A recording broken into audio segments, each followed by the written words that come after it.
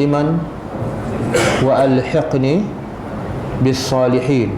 Subhanakallahumma wa bihamdika asyhadu an la ilaha illa anta astaghfiruka wa atubu ilaik. Assalamualaikum warahmatullahi wabarakatuh.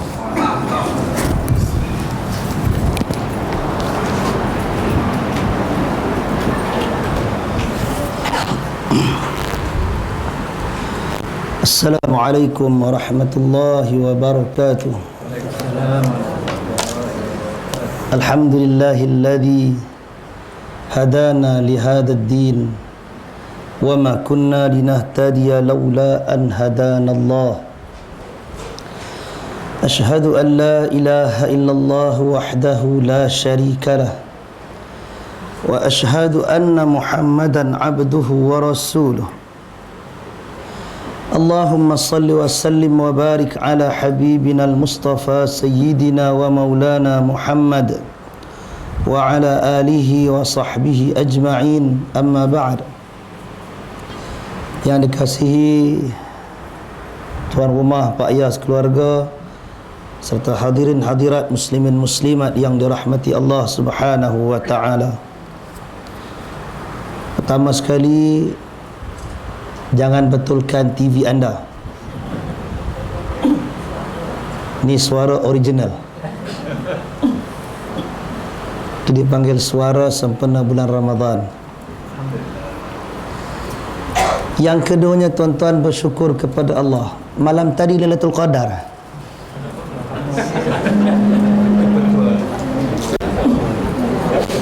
Ada orang kata kalau 17 Ramadan berbetulan dengan hari Jumaat, maka malam tu Lailatul Qadar.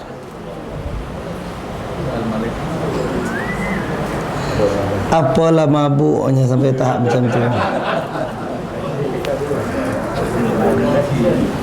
Dan mana nak dicampakkan hadis Nabi sallallahu alaihi wasallam yang Nabi suruh cari taharrau lailatul qadri fi asharil awakhir min Ramadan.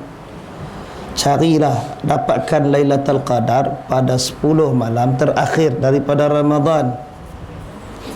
Semalam saya sebut di Perlis, kalau kita puasa takat 27 hari, malam tadi memang Lailatul Qadar.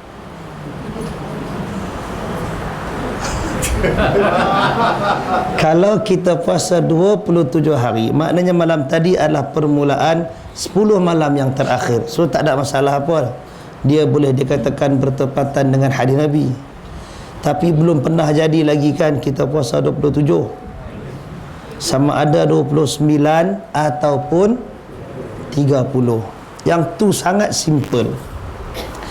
Itu kelebihannya, tuan-tuan, kalau kita ini bertakwa kepada Allah Subhanahu wa ta'ala.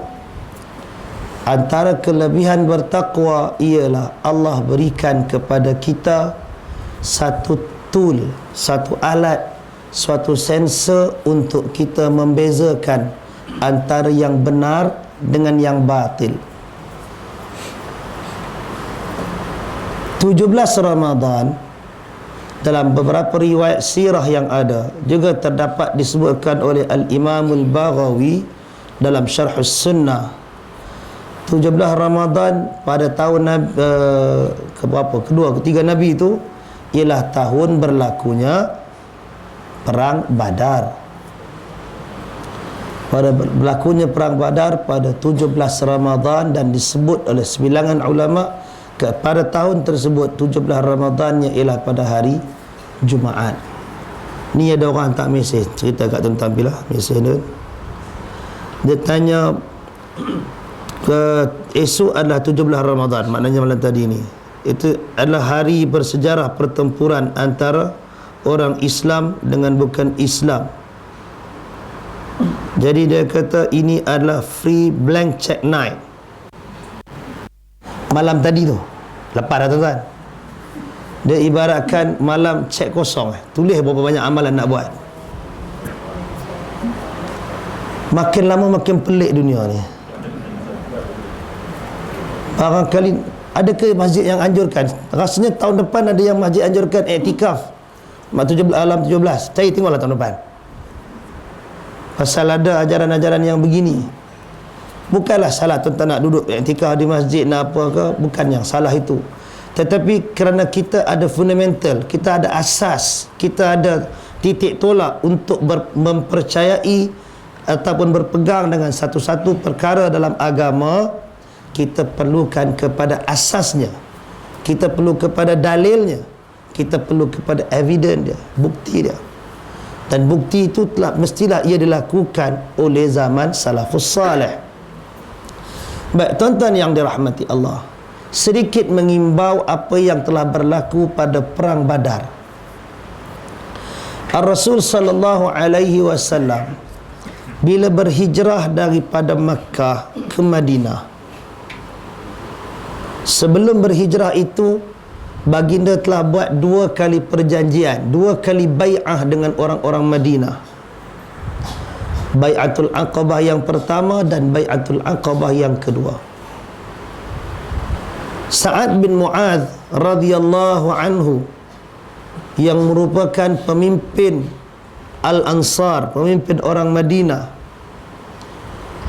apabila Nabi SAW gerakkan tentera untuk keluar daripada Makkah, keluar daripada Madinah, tujuan asalnya ialah untuk mengambil ghanimah daripada rombongan perdagangan yang datang daripada Makkah yang dipimpin oleh Abu Sufyan radhiyallahu anhu. Waktu tu dia belum Islam lagi. Apabila keadaan itu berubah, Abu Sufyan sudah memanggil bantuan daripada Mekah, orang Mekah sudah keluarkan tenteranya. Nabi SAW tanya, setiap pergerakan Nabi itu Nabi akan bermesyuarat dengan para sahabat. Nabi akan tanya golongan muhajirin, Abu Bakar akan berikan jawapannya, Umar akan berikan pandangan dan sokongannya, Nabi akan tanya orang Ansar. Dan orang Ansar yang jawab ialah Sa'ad bin Mu'adz. Sa'ad bin Mu'adz dia kata kat Nabi SAW, ya Rasulullah, masa Rasulullah berada di Mekah, ketika kamu berada di Mekah, kami tak pun membuat bai'ah dengan kamu. Kalau kamu masih berada di Mekah, maka kami akan berlepas diri, tak mampu untuk melindungi apa-apa. Tetapi sebaik saja Rasulullah kamu kembali, kamu berada bersama kami, maka kami akan mempertahankan setiap inci diri kamu, depan dan belakang, kiri dan kanan, atas dan bawah. Itu jawapan Sa'ad bin Mu'adz bila Nabi minta pandangan. Kenapa perlu Nabi minta pandangan para sahabat ini? Kerana tuan-tuan, ini adalah pertempuran rasmi yang pertama. Sebagai riwayat sejarah kata ada 1-2 pertempuran kecil yang berlaku sebelum itu. Tetapi perang Badar ini adalah satu peperangan yang dikira untuk pusingan yang pertama. Tentu saja sebagai seorang manusia, Nabi menyedari hakikat Nabi sedang berurusan dengan manusia yang hatinya bila-bila saja boleh dibolak-balikkan. Nabi masa duduk di Mekah dalam keadaan tertindas, bila Nabi datang ke Madinah bersama para sahabat, Nabi diangkat menjadi pemimpin, Nabi diangkat menjadi orang manusia yang dihormati. Seluruh warga Madinah mentaati Rasul sallallahu alaihi wasallam. Kehidupan mereka dalam tempoh beberapa belas bulan itu dalam keadaan yang makmur. Tiba-tiba datang pada bulan Ramadan tahun tersebut, Nabi nak ajak pergi perang. Dalam keadaan kita sedang deal dengan manusia, maka Nabi sekali lagi minta sungguh-sungguh jawapan daripada manusia ini, sanggup ataupun tidak untuk turun ke medan jihad. Pasal kalau duduk diam-diam di Madinah tak jadi apa, kehidupan macam biasa, bahkan kehidupan lebih baik daripada sebelum kedatangan Islam. Kalau sebelum kedatangan Islam, Aus dan Khazraj adalah dua puak yang saling bertelingkah. Tetapi bila datang Islam, mereka kembali menguasai sebahagian daripada apa yang telah mereka hilang sejak puluhan tahun. Kalau nak kira, aman dah masa tu. Memang ada ketegangan jarak jauh antara orang Mekah dan orang Madinah. Lalu apabila Nabi memberikan seruan untuk jihad, maka apa yang ada di hadapan, apa yang terhidang untuk peperangan yang seperti itu, tentu saja ia menjanjikan kematian, ia menjanjikan kemusnahan. Dan kalau kita menyukat dan mengukur mengikut kepentingan dunia, ia hanya menjanjikan kerugian. Jadi faktor-faktor ini perlu untuk dikenal pasti. Adakah ia masih ada bersarang dan bertapak dalam jiwa sahabat-sahabat Nabi radhiyallahu anhum? Nabi tanya dan tanya. Tetapi dengan jawapan yang diberikan oleh golongan Muhajirin dan jawapan yang diberikan oleh orang Ansar, ternyata Islam telah merubah jiwa dan diri mereka menjadi manusia yang sangat berwibawa, yang ada hawiyah, ada jati diri dan ada kehormatan, bersedia untuk menggadai nyawa, menumpahkan darah demi agama Allah yang tercinta. Itu benda yang Nabi minta kepastian daripada sahabat. Dan itulah yang telah diberikan ikrarnya oleh Sa'ad bin Mu'adh. Bahkan dia kata, khudh min amwalina ma syi'ta. Ambil daripada harta benda kami apa yang kau nak ya Rasulullah. Wa'tina ma syi'ta. Dan tinggalkan kepada kami apa yang kau nak tinggalkan. Wallahi, demi Allah, apa yang engkau ambil daripada kami itu lebih kami sukai daripada apa yang kau tinggalkan untuk kami. Itu jawapan manusia yang sedia berkorban untuk agama. Untuk pusingan yang pertama, Nabi sangat gundah gulana, bimbang, sehingga kan dalam hadis yang diriwayatkan oleh Al-Imam Al-Bukhari, Nabi berdoa kepada Allah Ta'ala, Allahumma anjizli ma wa'adtani. Ya Allah, kau laksanakanlah apa yang telah kau janjikan kepadaku. Allahumma atini ma wa'adtani. Ya Allah, kau bagi kepadaku apa yang telah kau janjikan. Nabi bimbang. Allahumma innaka in tuhlik hadhihi al-asabah la tu'bad fil ard. Ya Allah, sesungguhnya engkau, kalau kau musnahkanlah kelompok ini, in tuhlik hadhihi al-asabah min ahli al-Islam, kalau kau musnahkanlah kelompok ini, tentera ini dari kalangan orang Islam, nescaya engkau tidak lagi disembah di muka bumi.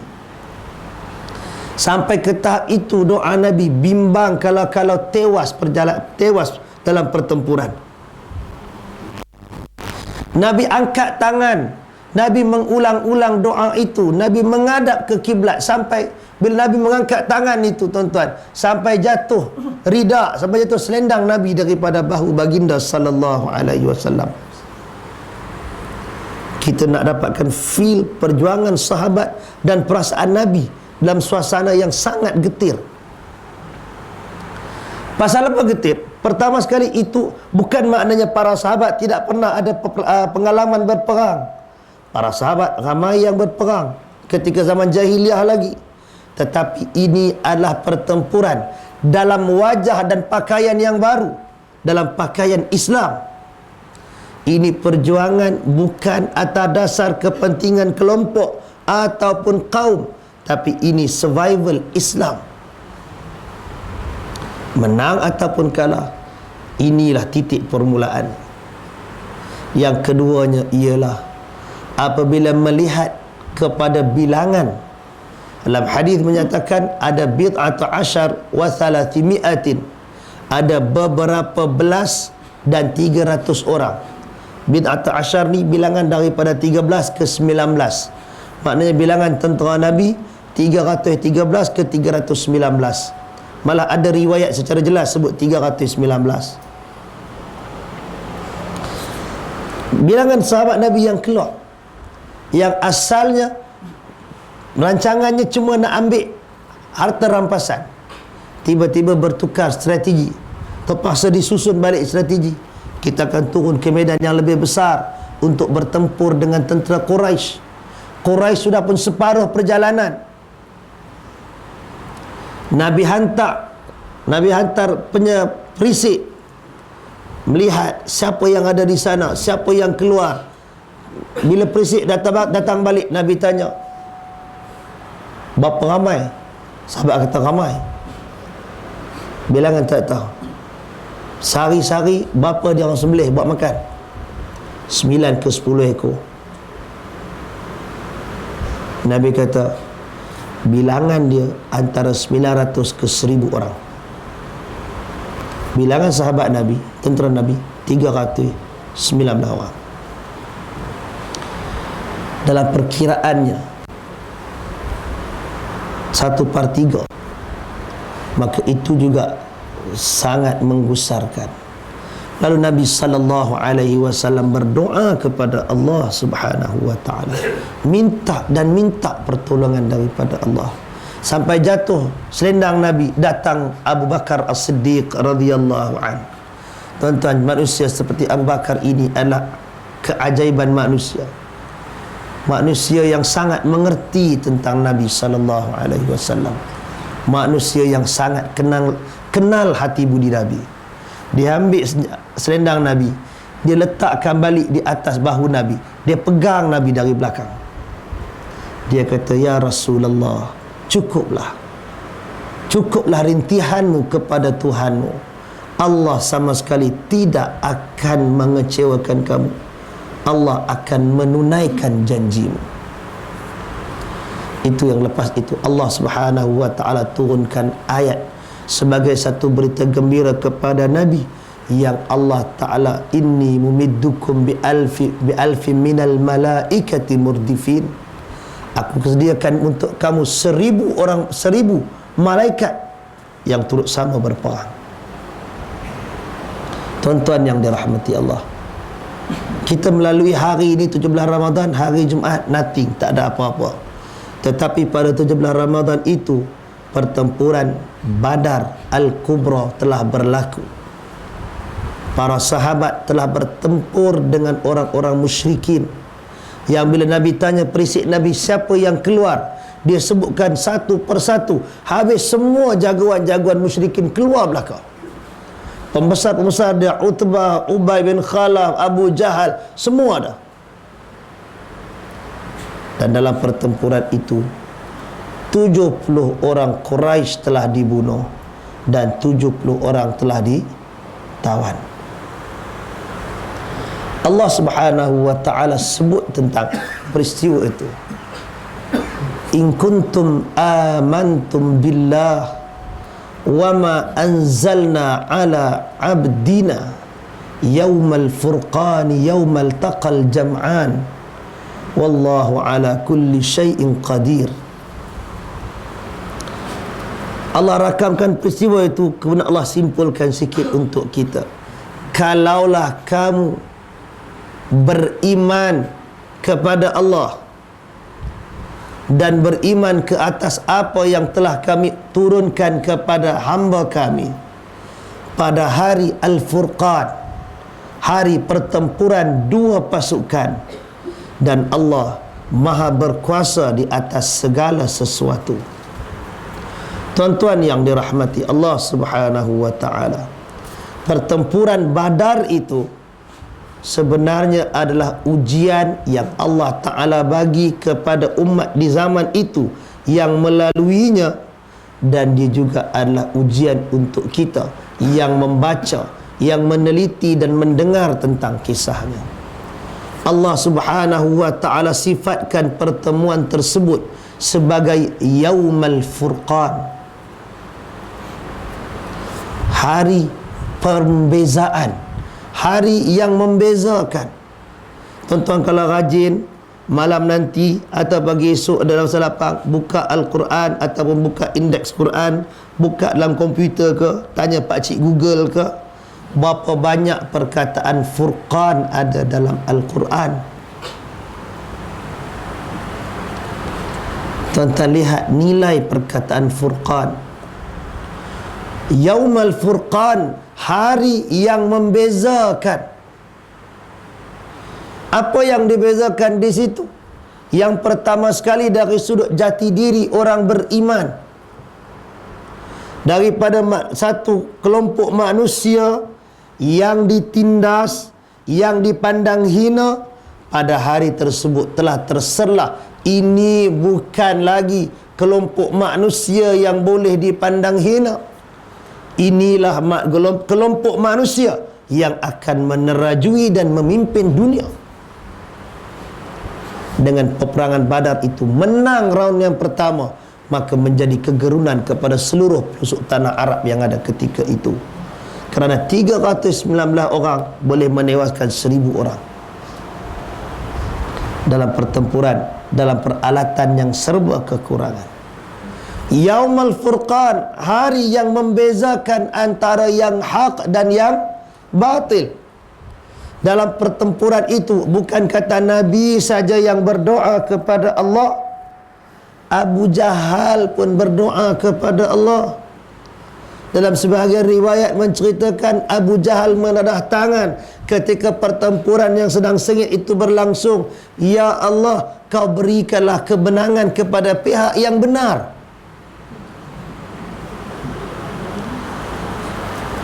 Allah makbulkan doa dia, pasal dia tak duduk dalam kelompok yang benar. Membezakan antara yang hak dan yang batil. Yang benar pasti akan menang. Yang benar itu, yang berada di medan Badar ketika itu, yang hidup, yang terus hidup, menjadi kelompok manusia yang Allah Ta'ala ampunkan dosa mereka. Kerana peristiwa perang Badar itu, Hatib bin Abi Balta'ah, tuan-tuan ingat nama tu kan? Orang yang pecahkan rahsia rancangan Nabi nak buka yang Fathu Makkah, pembukaan kota Makkah. Kerana dia menyertai perang Badar itu, tengkuk dia selamat daripada kena penggal.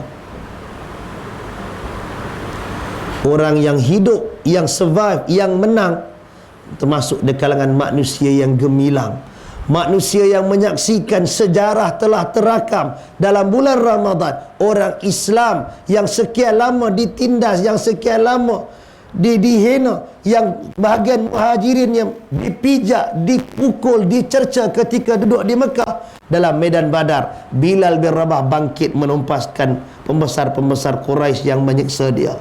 Khabbab dan yang lain-lain telah bertempur dan telah memenangkan Islam, berlawan balik dengan orang-orang yang menghina dan menindas mereka. Perang Badar ini, tuan-tuan, adalah satu perkara yang sebenarnya sangat banyak pengajaran.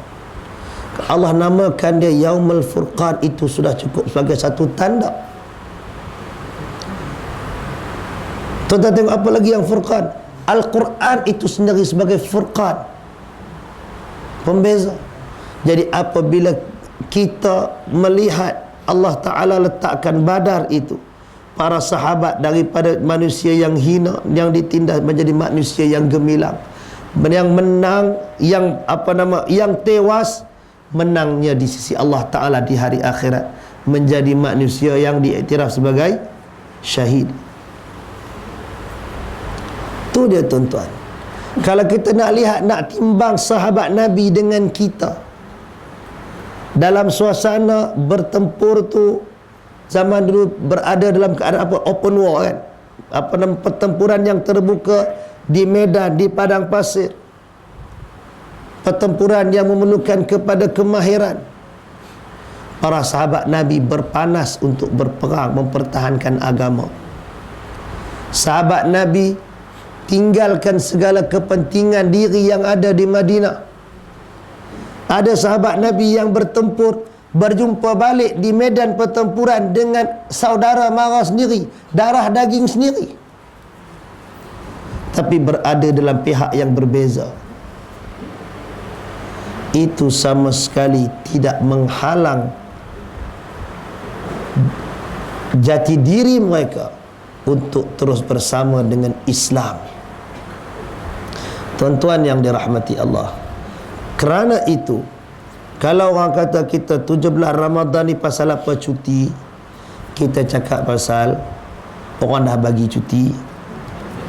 Tapi kalau kata sempena apa, yang sebenar di sudut sejarah, fakta sejarahnya, ia adalah sempena peperangan Badar. Itu yang lebih kuat.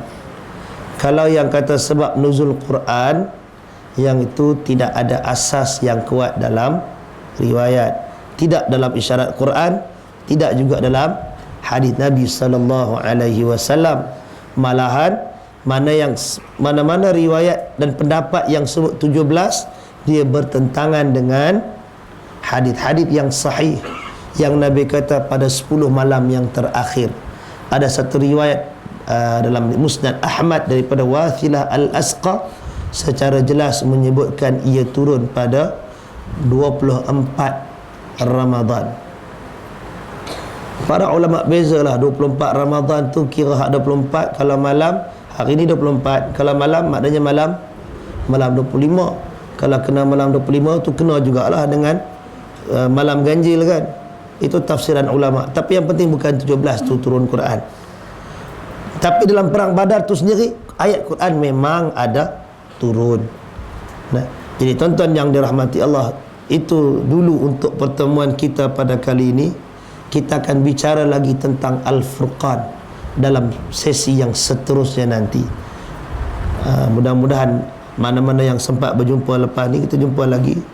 Pasal giliran saya lepas ni ujung kan, dekat nak raya tu, orang yang dah balik kampung tak jumpa lah. Itu saja. Aqulu qawli hadha wa astaghfirullahal azim li wa lakum. Assalamualaikum warahmatullahi wabarakatuh.